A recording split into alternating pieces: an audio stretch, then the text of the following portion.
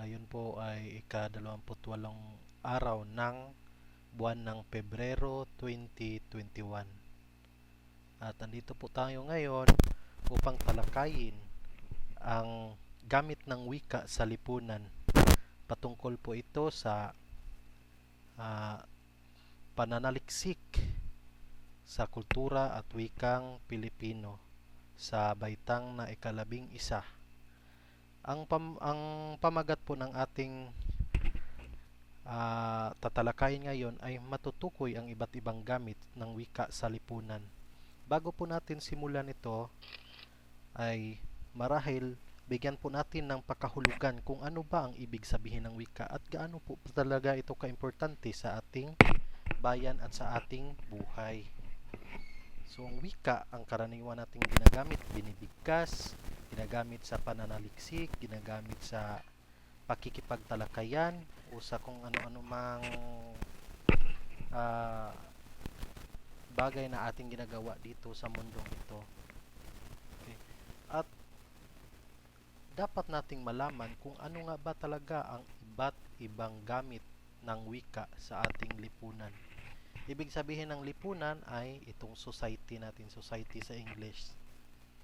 Okay.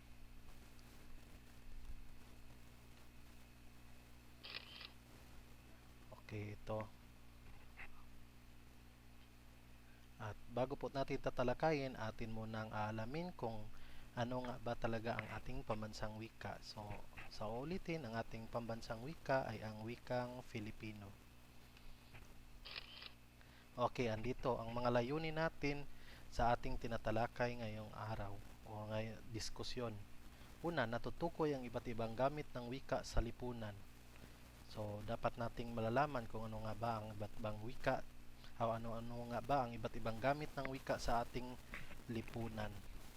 At naipapaliwanag ang gamit ng wika sa lipunan sa pamamagitan ng pagbibigay ng halimbawa. So, may mga halimbawa po tayo upang mas lalo po nating maintindihan kung ano nga ba talaga ang mga gamit ng wika sa lipunan at kung paano nga ba ito gamitin.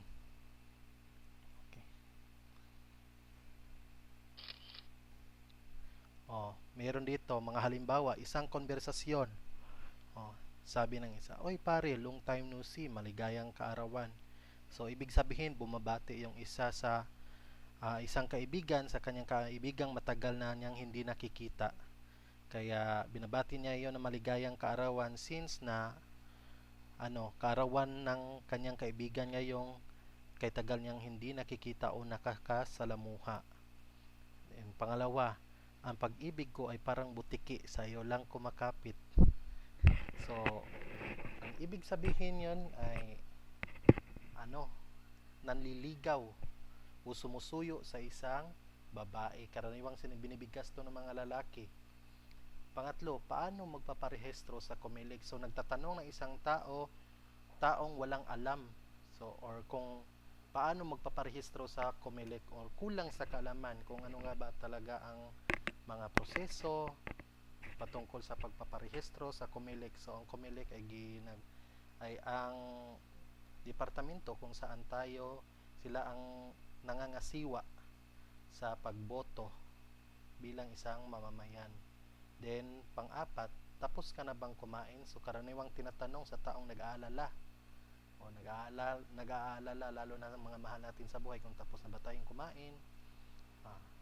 Then, pang-lima, pahiram naman ng 10 piso, pambili ko lang ng sigarilyo. So, ito ay karaniwang linya o binibigkas ng taong may bisyo. So, ano-ano nga ba talaga itong ipinagpakita nating konversasyon? So, ano ang tawag nito? Tulad ng una, pangalawa, tatlo, apat, lima. So, nabibilang iyon sa iba't ibang gamit ng wika sa lipunan. So, tutuloy po tayo sa kabilang paksa. Okay, ito. Ito rin. Kamakailan inilunsad ng pamahalaan ang P2P bus or system or point-to-point system na may ruta mula sa SM North EDSA, Quezon City, Glorieta, Makati City sa Kamaynila. Naglalayon itong maibsan ang matinding trapiko sa EDSA. So, parang nagbibigay ng impormasyon o parang nagsaysay or patungkol sa inilunsad ng pamahalaan.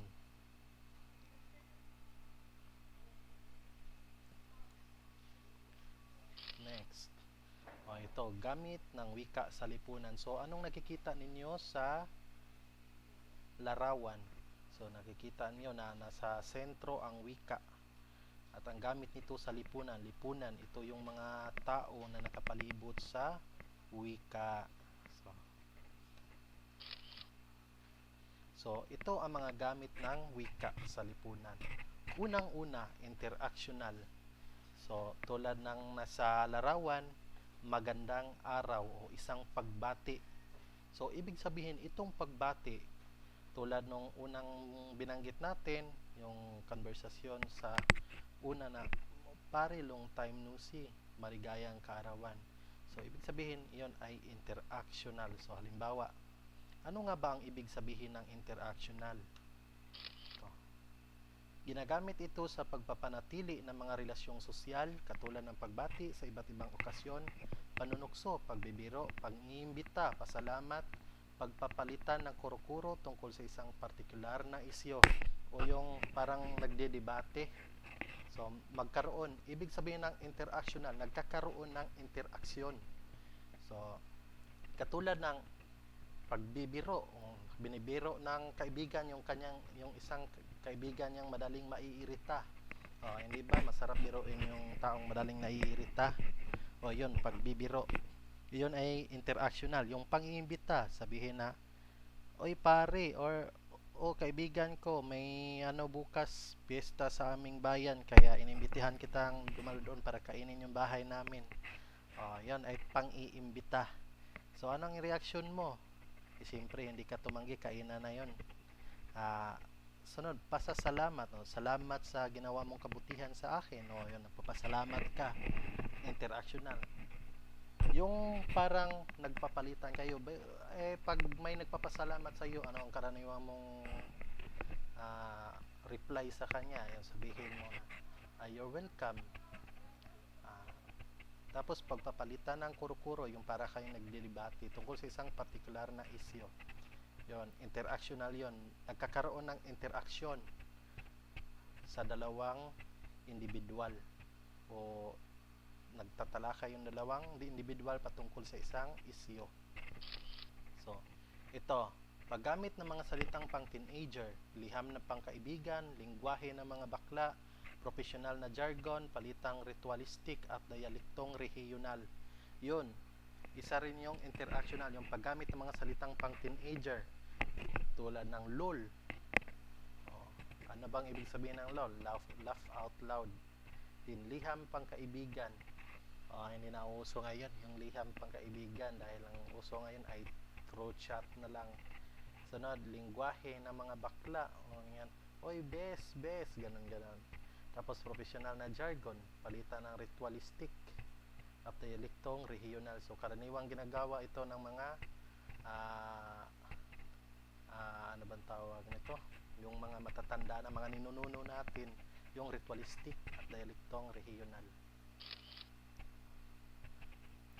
Next, instrumental. So, ano nga ba talaga itong instrumental? Batay sa inyong nakikita, ano ang inyong nakikita sa instrumental? So, karaniwang nakikita natin yung telepono, may radyo, tapos habang nagsasalita o nakikipag-konversasyon. So, kikita natin, may dalang radyo sa likuran. Tapos, yung iba naman ay may telepono. Nakikipag-usap gamit ang mga instrumento. Kaya tinatawag itong instrumental. So, andito yung kanyang pakahulugan. Instrumental. Tumutulong sa tao para maisagawa ang mga gusto niyang gawin. So, gamit ng wika sa lipunan bilang instrumental. So, tumutulong sa tao para maisagawa ang mga gusto niyang gawin. So, ito po, karaniwan nating nakikita at palagi nating parati nating natatandaan itong definisyon na ito. Tumutulong sa tao para maisagawa ang mga gusto niyang gawin tulad ng Ano nga ba talaga ang gagawin ko ngayon? Yon, instrumental. Tumutugon sa mga pangangailangan ng tao gaya ang pakikipag-ugnayan sa iba. So ito yung naging instrumento. So ibig sabihin naging instrumento ito upang makikipag-ugnayan ang isang tao sa iba. So parang may ugnayan lang ito noon sa unang interactional. So nagiging instrumento daw ang wika sa pakikipag-ugnayan.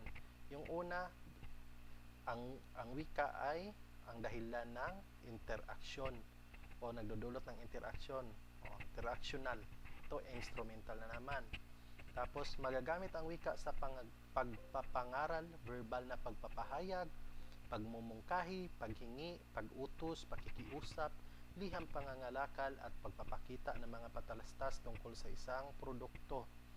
So, yun ang gamit ng wika sa lipunan.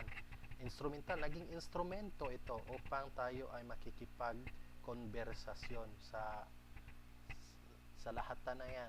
Pakikipag-konversasyon, pakikipag-interact o pakikipag-kaibigan, pakikipag-ugnayan sa iba dahil no man is an island. So palagi nating ginagamit ang ating wika. So sa Pilipinas, ang wikang ginagamit natin ay ang wikang Filipino. Maisasagawa niya ang anuman at mahingi ang iba't ibang bagay sa tulong ng wika. Ayan, nahihingi. So kahit hindi verbal, dahil may dalawang ng wika verbal at di-verbal. So kaya yon, sa ibang naman yung usapan, yung verbal at non-verbal. Pero naisisingit natin yan dito dahil tumutukoy tayo o ang paksa natin ay patungkol sa wika at gamit nito. So may sasagawa niya ang anuman at mahingi ng iba't ibang bagay sa tulong ng wika, yung mga pipi. So paano magsasalita hindi makapagsalita yung mga pipi, kaya non-verbal yung kanilang ginagamit. So wika pa rin yon.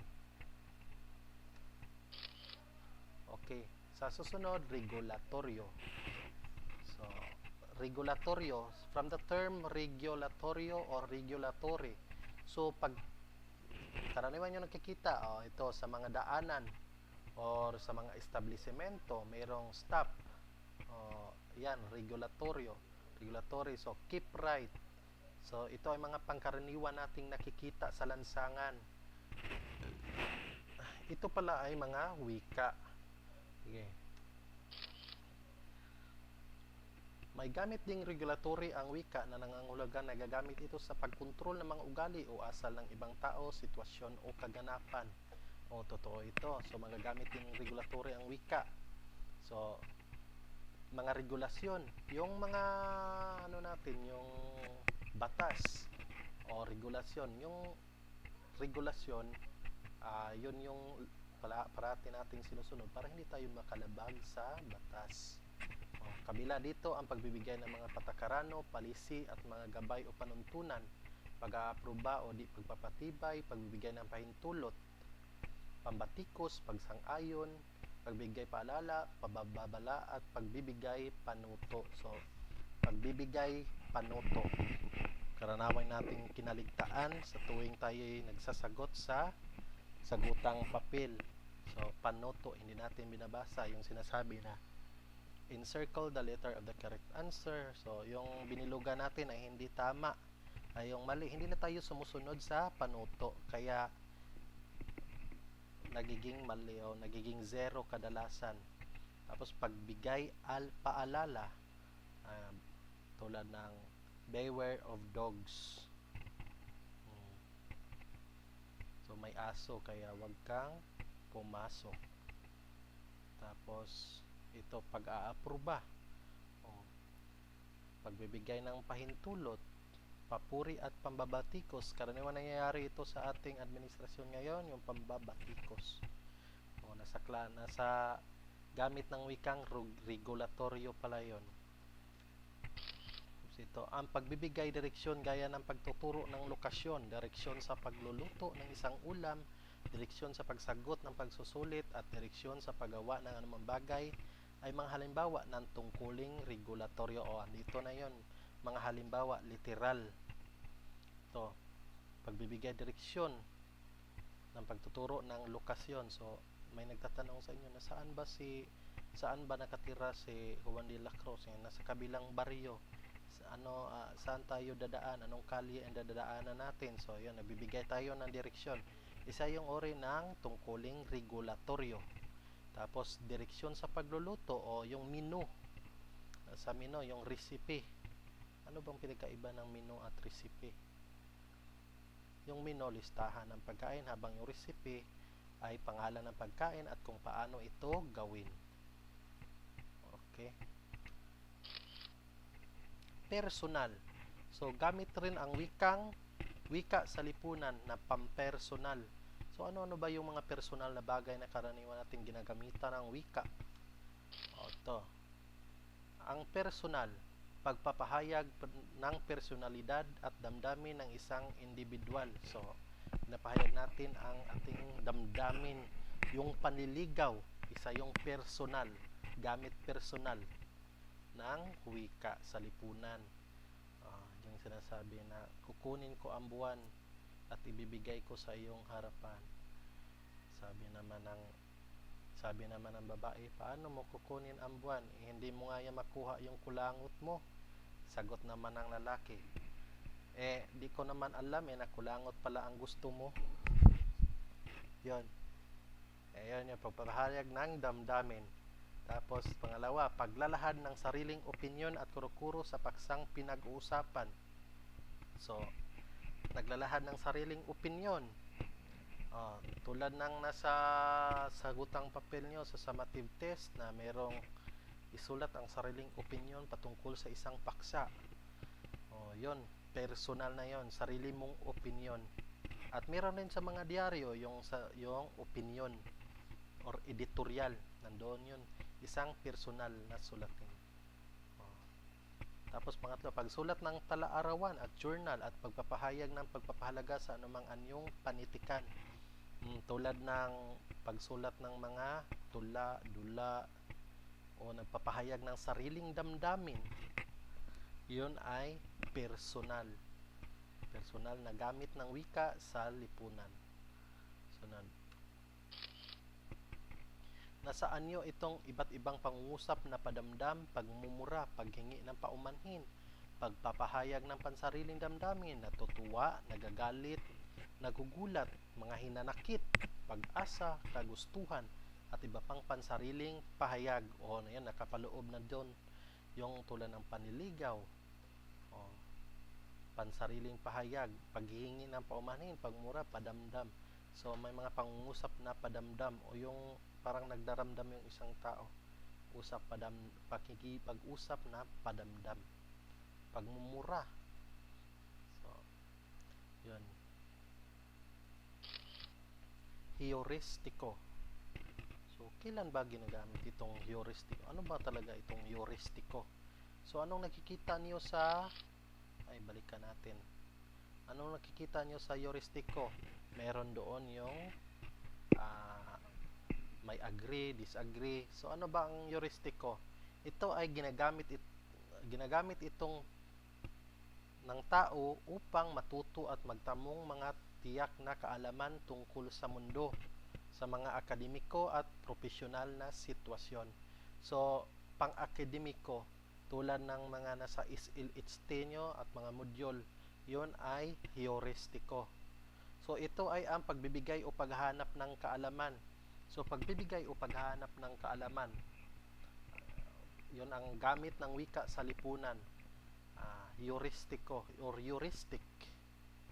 So kabilang dito ang pagtatanong, pakikipagtalo. So pumapasok din sa pakikipagtalo yung interactional.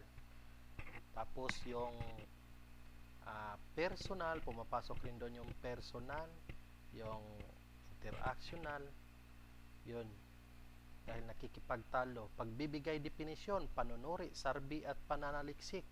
So parte ng pang-akademiko yung pananaliksik, sarbi, panunuri, pagbibigay definisyon.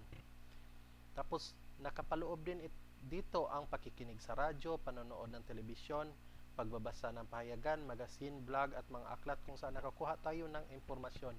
So interrelated lang sila sa isa't isa, yung mga gamit ng wika. At atin lang iniisa-isa para inyong malalaman at matutunghayan kung ano ba ang pagkakaiba nila at paano sila nagkakaroon ng relasyon sa isa't isa. Tapos ito, informatibo. So ano nga ba itong informatibo? Tulad ng nasa larawan, recycling saves energy. So ano naman yung mga paraan sa pagre-recycle at paano nag-save ng energy yung recycling. Okay? Ito. So informatibo. Ang wika ay instrumento upang ipaalam. So pumapasok yung instrumental. Naging instrumental ang wika. At meron ring informatibo. Ang wika ay instrumento upang ipaalam ang iba't ibang kaalaman at insight tungkol sa mundo. So patungkol sa mundo. So saan ba nagsimula ang mundo? So tulad ng nasa Henesis sa Biblia, yun ay informatibo. Ang wika ay ginagamit upang magbigay ng impormasyon datos sa paraang pasulat at pasalita. So nagbibigay impormasyon, so informatibo. So pasulat at pasalita, tulad ng makikita natin sa telebisyon at maririnig natin sa radyo, yung mga impormasyon tulad ng 24 oras, yung TV Patrol, Radyo 5. Ang ilang halimbawa nito ay pag-uulat. Nandiyan na yung pag-uulat. Panayam, pagtuturo, pagpapaliwanag. Tulad ng ginagawa ko ngayon, nagtuturo at nagpapaliwanag. Pagsagot, sumasagot ka sa ibinigay na katanungan. Pagtuturo at pagsusulat ng pamanahunang papel o thesis. Ayun, informatibo yun. Paano ba gagawin ang thesis? So, muna natin tatalakayin yan sa ngayon. Imahinasyon. So, ginagamit rin pala, ang gamit pala ng wika ay pang-imahinasyon. So, ito. Tulad ng nakikita nyo, may sinusulat. May isang sulatin. Parang nangyari pa ito sa panahon ni Rizal. Imahinasyon. Likas sa mga Pilipino ang pagkamalikhain. Sa pamamagitan ng wika, napapagana ang imahinasyon ng tao. So, sa pamamagitan ng wika, napapagana ang imahinasyon. So, ano nga ba ang mga sa kadalasan nating na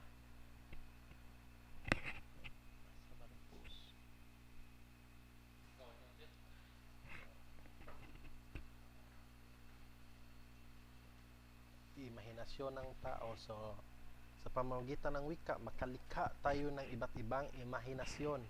Tulad ng pagsusulat ng isang tula o maikling kwento, yung non-fiction at fiction. So, yun. Ang kadalasan nitong ipinapakita ay yung non-fiction o pagsusulat ng tula o maikling kwento. Kailangan talaga sa pagsusulat ng isang tula ay magkakaroon ka ng damdamin o damdam mo kung ano ang isinusulat mo. Tulad ng isang kanta. So, nakaukit sa isipan ng tao ang kanyang mga pangarap na nagsisilbing gabay sa kanyang hinaharap. Sunod.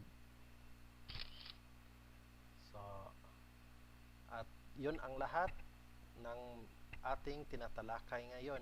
At sa pasulit naman, so mayroong panuto, kailangan nating sundin, basahin.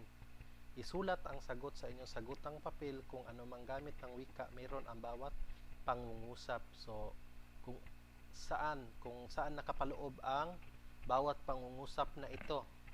Kung nasa heuristiko ba, informatibo, sa imahinasyon, sa interactional, instrumental. So, kailangan yung sagutan. Isulat lamang ito sa sagutang papel. Sunod. So, para sa inyong takdang aralin or assignment, tingnan at basahin ang mga post ng inyong mga kaibigan sa newsfeed ng inyong Facebook account. Pansinin kung anong gamit ng wika ang iyong nakikita sa iba't ibang post. Base sa iyong obserbasyon, paano ginagamit ng iyong mga kaibigan ang social media. Mabigay ng 5 halimbawa, post ng inyong mga kaibigan bilang suporta sa iyong sagot. Isulat ang sagot sa sagutang papel. So, at dito tayo natatapos. Maraming salamat sa inyong panonood at pakikinig. At sana ay nauunawaan niyo po kung ano ang tinatalakay natin ngayon. At kung hindi niyo lubusang nauunawaan, maaari po kayong magtanong sa akin personally or mag-chat through my messenger. Maraming salamat po at ingat palagi. Bye!